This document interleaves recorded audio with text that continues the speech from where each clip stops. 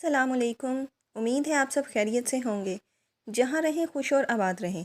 پیغام حسینی میں آج کا موضوع ہے ایک ہندو طبیب کا امام جعفر صادق علیہ السلام کو چیلنج۔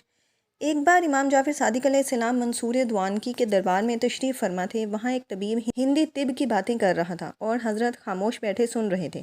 جب وہ کہہ چکا تو حضرت علیہ السلام سے مخاطب ہو کر کہنے لگا، اگر کچھ پوچھنا چاہیں تو شوق سے پوچھیں۔ آپ نے فرمایا، میں کیا پوچھوں؟ مجھے تجھ سے زیادہ معلوم ہے۔ طبیب: اگر یہ بات ہے تو میں کچھ سنوں۔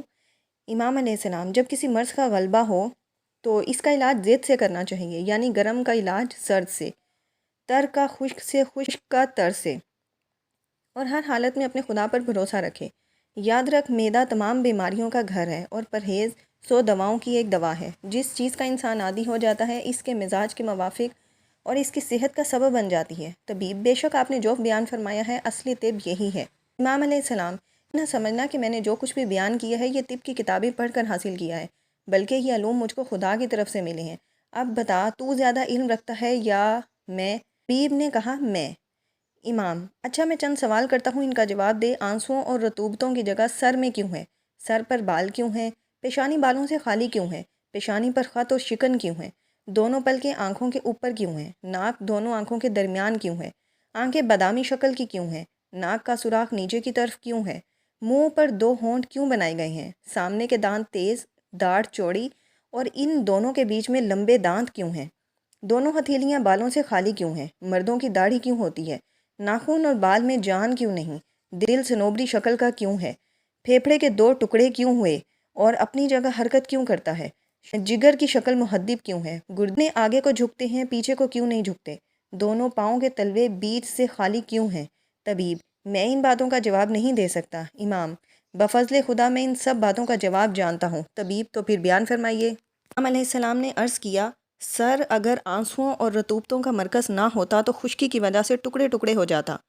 بال اس لیے سر پر ہیں کہ ان کی جڑوں سے تیل وغیرہ دماغ تک پہنچتا رہے، دماغ گرمی اور زیادہ سردی محفوظ رہے۔ پیشانی بالوں سے اس لیے خالی ہے کہ اس جگہ سے آنکھوں میں نور پہنچتا ہے۔ پیشانی میں خطوط اور شکن اس لیے ہیں کہ سر سے جو پسینہ گرے وہ آنکھوں میں نہ پڑ جائے۔ جب شکنوں میں پسینہ جمع ہو تو انسان اسے پونچھ کر پھینک دے، جس طرح زمین پر پانی جاری ہوتا ہے تو گڑھوں میں جمع ہو جاتا ہے۔ بلکہ اس لیے آنکھوں پر قرار دی گئی ہیں کہ آفتاب کی روشنی اس قدر ان پر پڑے جتنی کی ضرورت ہے اور بوقت ضرورت بند ہو کر نظر کی حفاظت کر سکیں، نیز سونے میں مدد دے سکیں۔ تم نے دیکھا ہوگا کہ جب انسان زیادہ روشنی میں بلندی کی طرف کسی چیز کو دیکھنا چاہتا ہے تو ہاتھ کو آنکھوں کے اوپر رکھ کر سایہ کر لیتا ہے۔ ناک کو دونوں آنکھوں کے بیچ اس لیے قرار دیا ہے کہ مجمع نور سے روشنی تقسیم ہو کر برابر دونوں آنکھوں کو پہنچے۔ آنکھوں کو بادامی شکل کا اس لیے بنایا ہے کہ بوقت ضرورت سلائی کے ذریعے سے دوا، سرما وغیرہ اس میں آسانی سے پہنچ جائے۔ اگر آنکھ چکور یا گول ہوتی تو سلائی کا اس میں بھرنا مشکل ہوتا، اس میں بخوبی نہ پہنچ سکتی اور بیماری دفع نہ ہوتی۔ ناک کا سوراخ نیچے کو اس لیے بنایا ہے کہ دماغی رطوبتیں آسانی سے نکل سکیں۔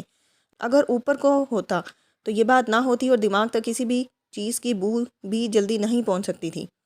ہونٹ اس لیے منہ پر لگائے گئے ہیں کہ جو رطوبتیں دماغ سے منہ میں آئیں وہ رکی رہیں اور کھانا بھی انسان کے اختیار میں رہے، جب چاہے پھینک دے اور جب چاہے تھوک دے۔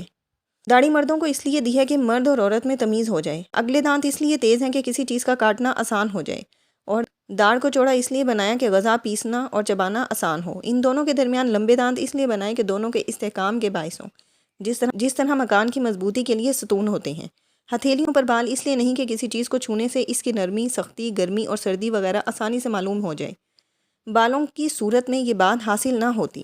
بال اور ناخن میں جان اس لیے نہیں کہ ان چیزوں کا بڑھنا برا معلوم ہوتا ہے اور نقصان رساں ہے۔ اگر ان میں جان ہوتی تو کاٹنے میں تکلیف ہوتی۔ دل صنوبری شکل یعنی سر پتلا اور دم چوڑی نچلا حصہ اس لیے ہے کہ بآسانی پھیپھڑے میں داخل ہو سکے اور اس کی ہوا سے ٹھنڈک پاتا رہے، تاکہ اس کے بخارات دماغ کی طرف چڑھ کر بیماریاں پیدا نہ کریں۔ جگر محدب اس لیے ہوا کہ اچھی طرح معدے کے اوپر جگہ پکڑے اور اپنی گرمی سے غذا کو ہضم کرے۔ گھٹنے پیچھے کی طرف اس لیے نہیں جھکتے کہ چلنے میں آسانی ہو۔ اگر ایسا نہ ہوتا تو آدمی چلتے وقت گر پڑتا، آگے چلنا آسان نہ ہوتا۔ دونوں پیروں کے تلوے بیچ سے اس لیے خالی ہیں کہ دونوں کناروں پر بوجھ پڑنے سے بآسانی پیر اٹھ سکیں۔ اگر ایسا نہ ہوتا تو پورے بدن کا بوجھ پیروں پر پڑتا اور تو سارے بدن کا بوجھ اٹھانا دشوار ہو جاتا۔ یہ جوابات سن کر ہندوستانی طبیب حیران رہ گیا اور کہنے لگا، آپ نے یہ علم کس سے سیکھا؟ فرمایا، اپنے باپ دادا سے۔ انہوں نے رسول خدا صلی اللہ علیہ وسلم سے حاصل کیا تھا اور انہوں نے خدا سے سیکھا۔ اس نے کہا، میں گواہی دیتا ہوں کہ خدا ایک ہے اور محمد رسول اللہ صلی اللہ علیہ وسلم اس کے بندہ خاص ہیں، اور آپ علیہ السلام اپنے زمانے میں سب سے بڑے عالم ہیں۔ جزاک اللہ، والسلام علیکم۔